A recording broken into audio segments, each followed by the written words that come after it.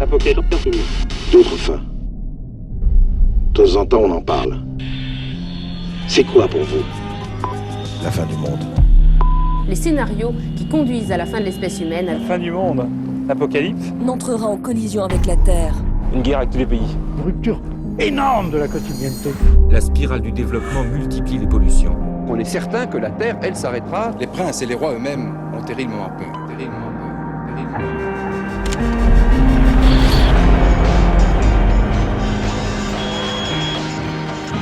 À la toute fin, il va rester quoi?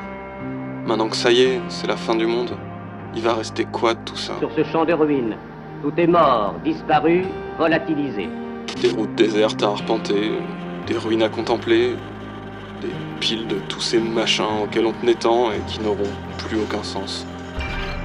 Et des images. Des tas et des tas d'images. Il était une fois la fin du monde, c'est... Comme autant d'archives, de souvenirs, de fantômes de notre monde avant la fin. Vous n'y pensez jamais? À la fin du monde? Oui, monsieur.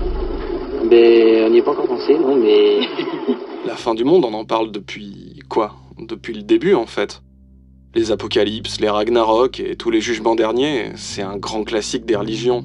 Assez efficace pour tenir les gens par la peur ou en leur promettant un nouveau monde. Au début du siècle, on venait encore toquer chez vous pour vous en causer. Nous sommes impatients de voir ce que le royaume apportera comme bienfait. Vous donnez comme objectif de vie que la fin du monde est proche. Bientôt, je sais pas quand, mais bientôt. Ça, je trouve ça vachement angoissant. La fin du monde, ou plutôt les fins du monde, puisque personne n'était d'accord là-dessus, on pouvait aller les chercher un petit peu partout, leur trouver des milliers de causes plus ou moins tirées par les cheveux, se fendre de savants calculs pour trouver une date précise.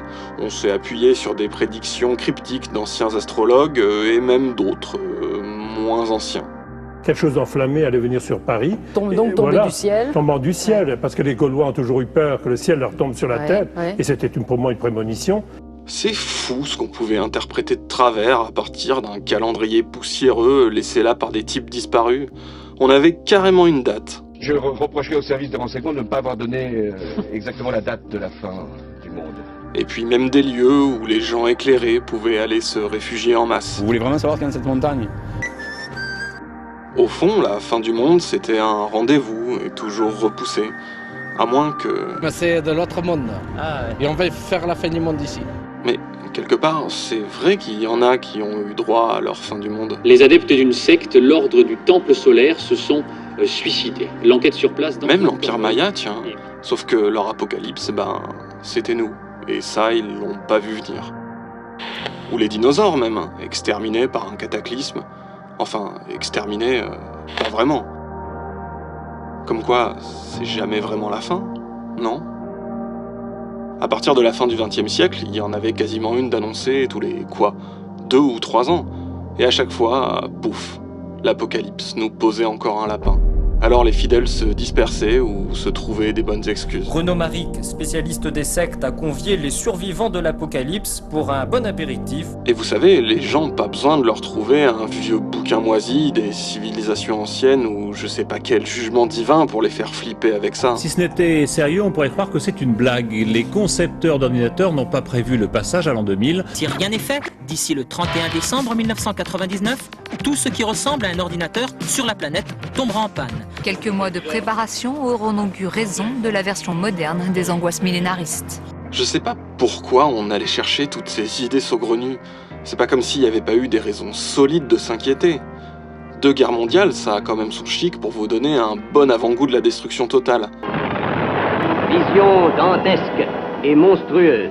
À partir de là, on savait que la fin du monde, on pouvait la faire tout seul. Comme des grands. Vous vous rendez compte quand même? Des décennies où l'humanité entière a craint une apocalypse nucléaire, pensé la frôler à plusieurs reprises et se demandait à chaque instant « Attends, on serait quand même pas assez maboule ?» Et puis... L'événement que personne n'avait vraiment osé rêver, le mur de Berlin tombe. Il a bien fallu la fin d'un monde pour calmer les esprits. Enfin, quoique... Évidemment, depuis, on sait que la fin du monde n'a pas eu lieu à cette époque, que l'histoire a poursuivi son cours, sans quoi nous ne serions pas là pour vous en parler, bien évidemment. Mais cette vieille peur, elle est restée. Le cocktail mondialisation, hyper-industrialisation, surconsommation, c'est simple. C'était la peur de tout. De ce qu'on respirait, de ce qu'on bouffait et surtout la peur des autres. L'épidémie globale qui ferait passer la grande peste pour une méchante grippe. Épidémie d'encéphalopathie bovine spongiforme, pas facile à dire. Ironie du sort, l'humanité a toujours gobé des tonnes de paranoïa farfelue, mais elle est restée perplexe quand c'est devenu réel. On a beaucoup parlé là des croyances, de foi, de superstition, etc. Mais on se rend compte que des scientifiques, et pas des moindres, commencent à réfléchir à ce que pourrait être la fin du monde. Comme si c'était plus facile d'imaginer l'apocalypse que, disons, le dérèglement climatique qui pouvait véritablement nous rayer de la carte. Ou d'envisager sérieusement l'épuisement de nos ressources, comme ce si précieux pétrole pour lequel on aimait tant se battre. Comme si on était plus capable d'imaginer l'effondrement qu'un autre système économique.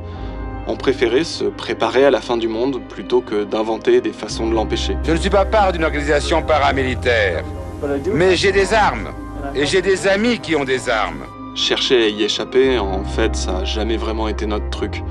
Ou alors, chacun pour soi, et après nous, le déluge. Alors Anita, je sais la question que vous allez me poser. Est-ce la fin du monde? Eh bien, c'est une très bonne question et je vous remercie de me l'avoir posée. Je sais pas, mais je pense jamais à la fin du monde. Je trouve que la vie est tellement belle qu'il faut penser à la fin. Ça arrangerait bien mes problèmes et mes soucis. Ça me libérerait de tout. Je ne veux pas partir la première, mais je ne veux pas rester la dernière. Surtout pas.